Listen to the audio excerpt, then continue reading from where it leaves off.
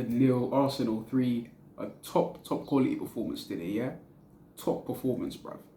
Going into Brentford today, like, I expected it to be a much harder game, a much tougher game for us. Like, I didn't expect us to go out there and perform like that, I can't lie. Like, today's performance was top quality. Like, big up the whole team. And, like, yeah, man, just an overall professional, good performance, you know? We started off quite quick, you know, getting the ball moving quick, but then Martinelli had that chance which he missed, he scuffed. Like, I was disappointed when he missed that, should have been an early goal. But then we kept dominating, kept kept the ball moving around quick. And then eventually we found an opening from a corner. Saliba with a header, lovely finish to put us 1-0 up. And from then, yeah, it was important to manage the game because Brentford they would have gotten their tails up, started, you know, they would have tried to come back into it straight away. But we kept the control again, kept the tempo, and then we went for the second. Jesus, lovely header again, bruv. Yeah? That's what I'm talking about. My number 9 should be doing that. Getting in the box, scoring goals like that, bruv. Big up Jesus for that goal. And then halftime came in at 2-0. From then on, we just had to manage the game, keep it, you know, just keep it at 2-0, and then hopefully get the third and all of that.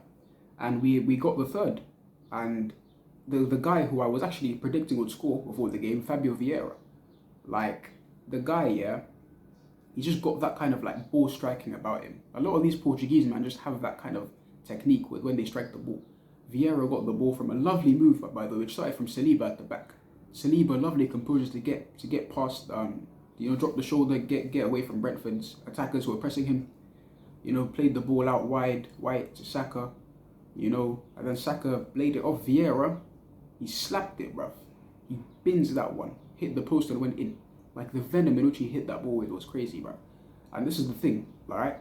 Like, I know it's very reactionary to like start talking about Odegaard and compare him to Vieira over like one goal, but the thing is, like, this is what I'm talking about when I say I need my midfielders to bag goals like that, man. Like, a lot of them top clubs, they got ball strikers, like just man that can just strike the ball like that from outside the box. Martin Odegaard, that's not his game. In that position, Martin Odegaard would not have scored that. He wouldn't have. He would have looked up, tried to pass it. And this is not slander on Odegaard. It's just me saying Fabio Vieira has a different kind of element to his game. Like, Vieira was decent today. He was quiet for a lot of the game, but quiet in a good way, as in he just controlled the tempo of the game, didn't do too much. Picked out a few good passes and eventually got that mad goal, bruv. You know what I'm saying? You need that. Sometimes when the game is like, when the game ain't that open, you just need man to just strike the ball and score from there. You know what I'm saying? Vieira, big up yourself for that goal. We could have scored like 5 or 6 today. That's how good we were, man. That is how good we were. Like, it was such a good game today.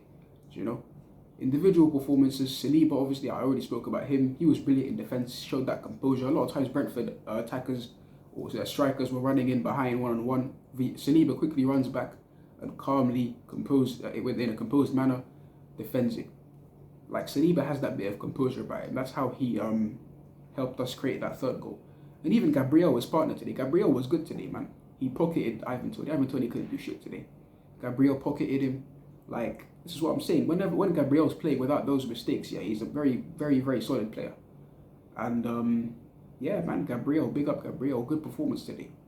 You know, very, very good performance. At left back, Kieran Tierney, who I want to mention. Yeah, Tierney, like, with Zinchenko coming in, showing, like, elevating the technical level of the team, showing a bit more technicality. Kieran Tierney, like, I said that his technicality ain't as good as Zinchenko's and all of that. But listen, fair play to Tierney today. He had a very good game, Tierney. Like, he had a very good game, especially defensively. Yeah, defensively, Kieran Tierney recovered well, put his foot in, got the tackles, and in an attacking sense, he kept it nice as well. Like, usually Tierney, like, he's very, I don't know, one-dimensional, doesn't know what to do. But today, Tierney showed a bit more innovation in attack, or inventiveness, or whatever that word is. Yeah, innovation. Showed that bit of innovation in attack. Like, yeah, Tierney had a very good performance today, man. Fair play. And yeah, it just seems that the rust that he had before from the injury and all of that, the rust is kind of wearing away. Now Tierney is like coming into his own in this new role that he plays, because this new role that Tierney has to play is an inverted fullback, in it. Arteta's new system, you don't play with overlapping fullbacks, inverted fullbacks. So fair play to Tierney for going into that role well. In terms of our more midfielders, Thomas Partey, very good performance today. Very, very good game. Like, you can see how Thomas Partey elevates this team. he elevates his team so much, bruv. Like his presence in there, yeah. Like his effectiveness in stopping opponents' transitions and all of that. He's effective in that aspect. Very effective. Like you see his importance to the team today. Lokonga, he's good on the ball, yeah, but off the ball, you might as well have a cone in the pitch, bruv. Thomas Partey has that defensive presence and he's got that composure. Like you see, Thomas Partey drops the shoulders, gets in between players. Like he's calm and composed, and he's a very good profile, an important profile that we need. And hopefully he remains injury free. You know what I'm saying? Xhaka as well, very good today. Xhaka had a very good game in that left half space. Whenever Xhaka gets up there, he's the one that delivered that ball for Jesus to head in. Xhaka, very good game from Xhaka. Jesus, the guy who scored, Jesus had a very, very good game today. Overall, brilliant, like complete performance. Number 9 performance. And yeah, man, Saka, decent game. Could have been better, but it was decent. Martinelli as well. So yeah, man, overall, very, very, very good performance, man. And obviously today, the big news, you know, the youngest ever Premier League player, our very own Ethan and Nwaneri, 15 years old, you know. The guy's 15 years old, bro. That's crazy. Like 4 years younger than me, making his Premier League debut. That is mad. Like fair play to the kid, man. He's gonna go to school. Like he's gonna be the guy. Like when he goes back to school, he's gonna be the guy, man.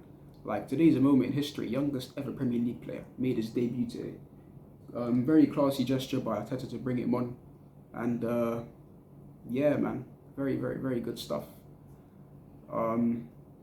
Hopefully, we keep this run of games going. We go into an international break now. After the international break, it's North London derby at home. I don't even need to say much about that game, to be honest. Like the players, they know how much the fixture means. They know how big it is. Like they don't need any motivation, like to play Tottenham at home. You know, like the derby speaks for itself. Like Tottenham at home, we always win that game. Like we always beat Tottenham at home. Like the fans are going to be up for it, the players are going to be up for it. So yeah, let's just hope the results remain the same. And yeah, I don't need to say much more other than thanks for watching the video, and I'll see you guys in the next one. Cheers.